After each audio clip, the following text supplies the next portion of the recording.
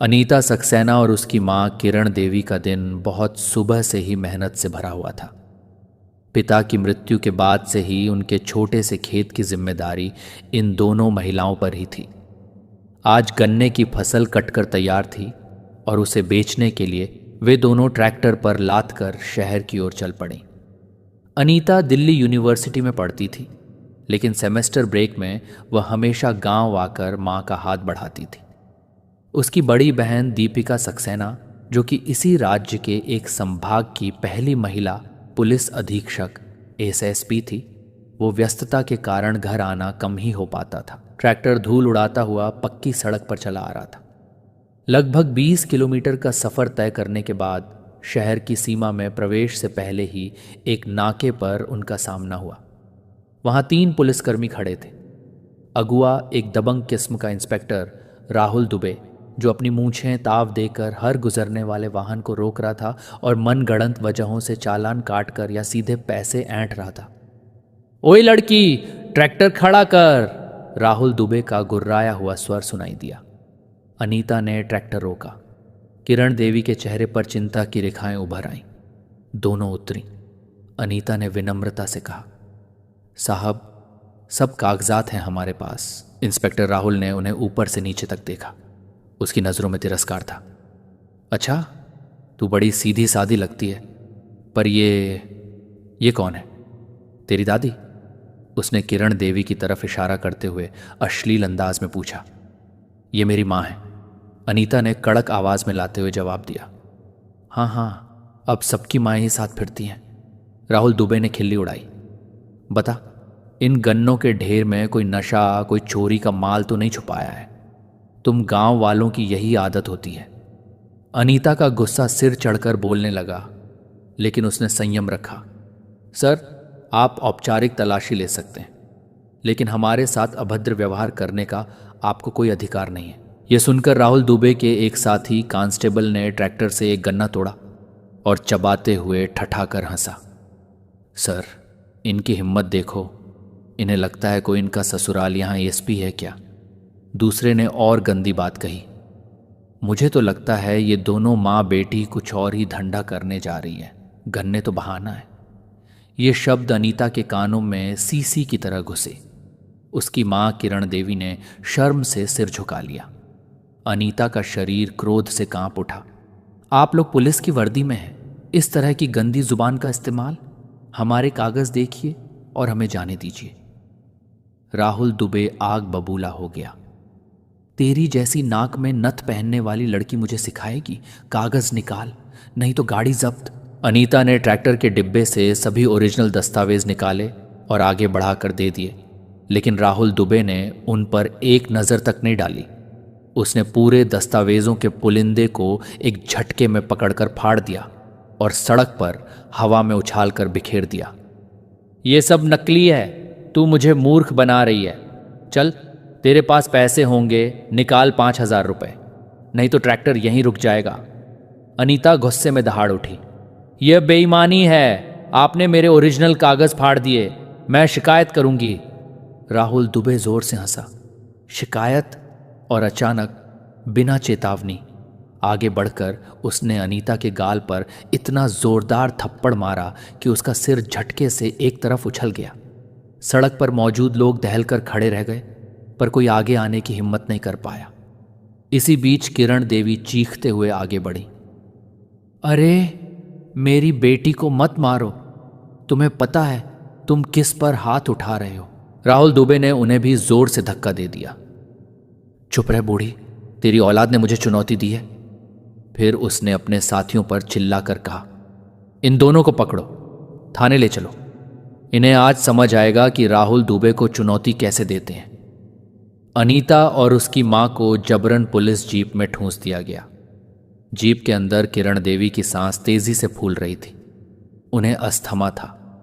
अनीता उन्हें सहारा दे रही थी, लेकिन उसका अपना चेहरा थप्पड़ की जलन से धधक रहा था। उसकी आंखों में आंसू नहीं थे, सिर्फ संकल्प था। थाने पहुंचकर राहुल दुबे ने ड्यूटी कांस्टेबल को आदेश दिया, इन्हें छोटे लॉकअप में डालो, कल सुबह देखेंगे। फिर अनीता और उसकी मां को एक सांवले, बदबूदार, तंग कमरे में धकेल दिया गया। जैसे ही दरवाज़ा बंद हुआ, अंधेरा और सन्नाटा एक साथ टूट पड़ा। अचानक किरण देवी हाँफने लगी। बेटा, मेरी सांसें। उनकी हालत बिगड़ती देख अनीता घबरा गई। वो पूरी ताकत से लॉकअप का दरवाज़ा पीटने लगी। कोई है? कोई है बाहर?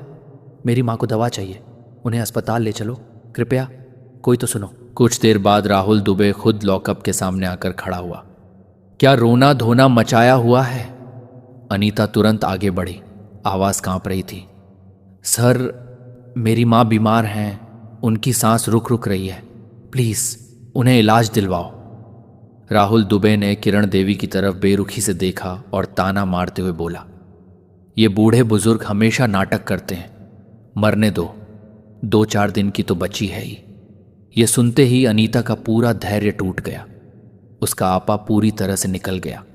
वह गुस्से में उछली और बिना सोचे समझे अपने सारे संयम को पीछे छोड़कर उसने इंस्पेक्टर के गाल पर एक जोरदार थप्पड़ जड़ दिया और पूरे कमरे में थप की आवाज गूंज उठी।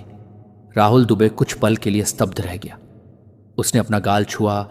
उसके चेहरे पर अविश्वास था। एक साधारण ग्रामीण लड़की एक इंस्पेक्टर को थप्पड़ मार सकती है? अगले ही सेकंड उसकी आंखों में खून उतर आया। वह झपट कर आगे बढ़ा।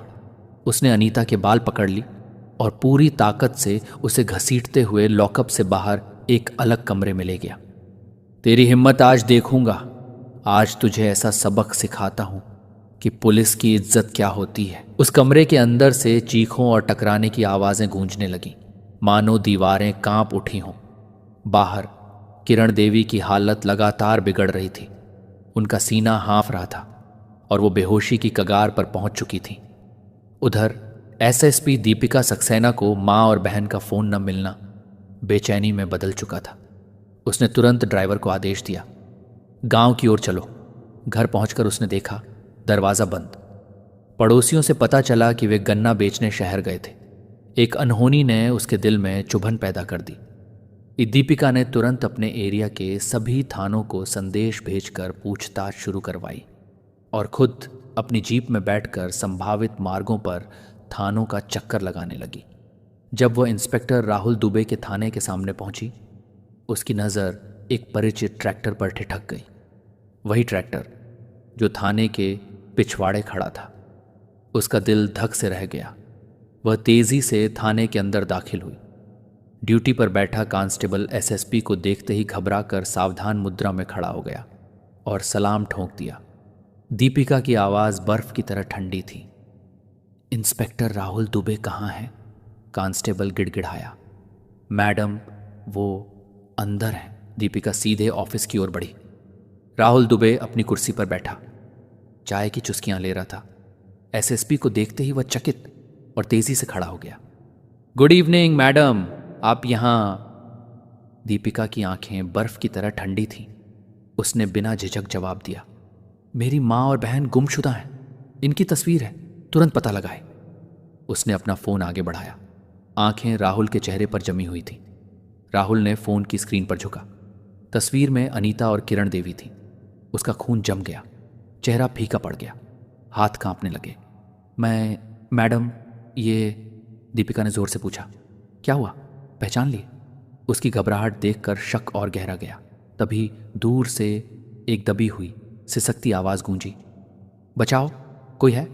दीपिका का ध्यान तुरंत उस आवाज की ओर गया।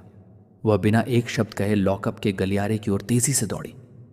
राहुल दुबे ने भागते हुए रोकने की कोशिश की। मैडम, वहां कुछ नहीं है, बस एक मामूली। दीपिका गरज उठी, चुप रहो, और एक एक दरवाज़ा खोलते हुए बढ़ती रही। तीसरे दरवाजे पर उसकी नज़र पड़ी। उसने दरवाज़ा धड़ाम से खोला। नज़ारा देखते ही वह स्तब्ध रह गई। उसकी माँ किरण देवी बेहोश ज़मीन पर पड़ी थी, चेहरा पीला, होंठ नीले और कोने में सिमटी हुई, कपड़े फटे, बाल बिखरे, चेहरे पर लाल निशान लिए उसकी छोटी बहन अनीता बैठी थी। माँ, अनीता। दीपिका की आवाज़ में एक साथ दर्द, आतंक और क्रोध का विस्फोट हुआ। अनीता ने सिर उठाया। उसकी आंखों में जो देखा गया वह भय, अपमान और अब राहत का मिलाजुला भाव था। दीदी, वे फूट फूट कर रो पड़ी।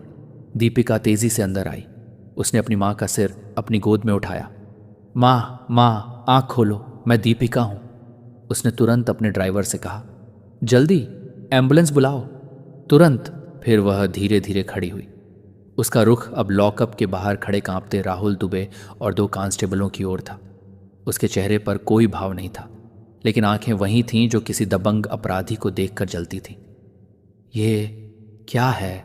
उसकी आवाज़ धीमी, पर प्रत्येक शब्द स्टील की धार की तरह था। मैडम, गलती हो गई, हमने पहचाना नहीं, राहुल दुबे हकलाया। गलती? दीपिका ने अचानक चीखते हुए पूछा। उसकी आवाज़ थाने की दीवारों से टकराई।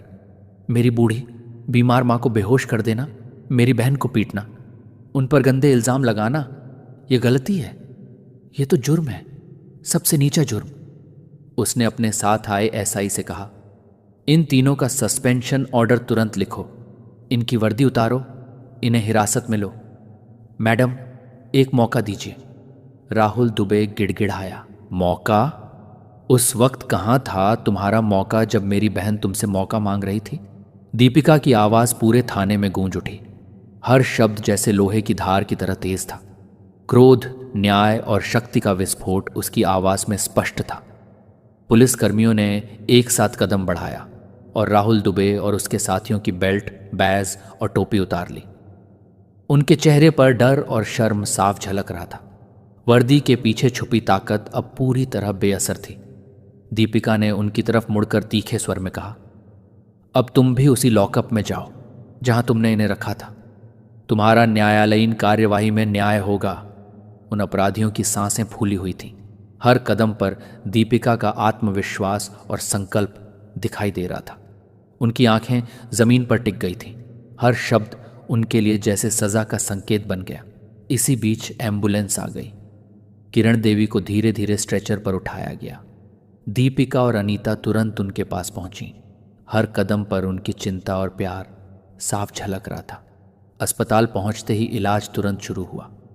हर पल उन्हें सांसों की राहत और उम्मीद मिल रही थी। अगले दिन मीडिया थाने के बाहर जमा थी। कैमरे की चमक, माइक की खनक, हर शोर सिर्फ दीपिका की ओर था। उसने प्रेस कॉन्फ्रेंस शुरू की। उसकी आवाज़ इतनी स्पष्ट और ताकतवर थी कि हर शब्द दिल पर वार कर रहा था। वह पूरे मामले को सार्वजनिक कर रही थी, सुनिश्चित करते हुए कि कोई भी दबाव इस मामले को दबा ना सके। यह मामला सिर्फ मेरे परिवार का नहीं है, उसने जोर से कहा। यह उन हर निर्दोष नागरिक का मामला है जो वर्दी के गलत इस्तेमाल का शिकार होता है। कानून सबके लिए एक समान है और जो इसे तोड़ेगा, चाहे वह किसी भी विभाग में हो, उसे उसकी सजा मिलेगी। उसकी आवाज़ गूंज रही थी। हर पत्रकार, हर कैमरा, हर कान सिर्फ दीपिका की बातें सुन रहे थे। सत्ता और ताकत के खेल में आज न्याय की जीत हुई थी। दीपिका का कदम, उसकी आवाज़ और उसका निर्णय, सबने दिखा दिया कि कोई भी कानून के ऊपर नहीं है। हर शब्द, हर सिसकनी, हर कैमरा क्लिक, सब इस बात का गवाह बन गए कि न्याय कभी दबाया नहीं जा सकता। ये कहानी केवल मनोरंजन के लिए नहीं है, ये एक दर्पण है उस समाज के लिए जहां शक्ति के गलत इस्तेमाल को चुनौती देने का साहस ही सबसे बड़ा हथियार है। ये याद दिलाती है कि अन्याय के सामने चुप्पी साध लेना उसे स्वीकार करने जैसा है। हर व्यक्ति की आवाज़ मायने रखती है और जब वह आवाज़ सच्चाई के लिए उठती है तो पूरी व्यवस्था को बदलने की ताकत रखती है।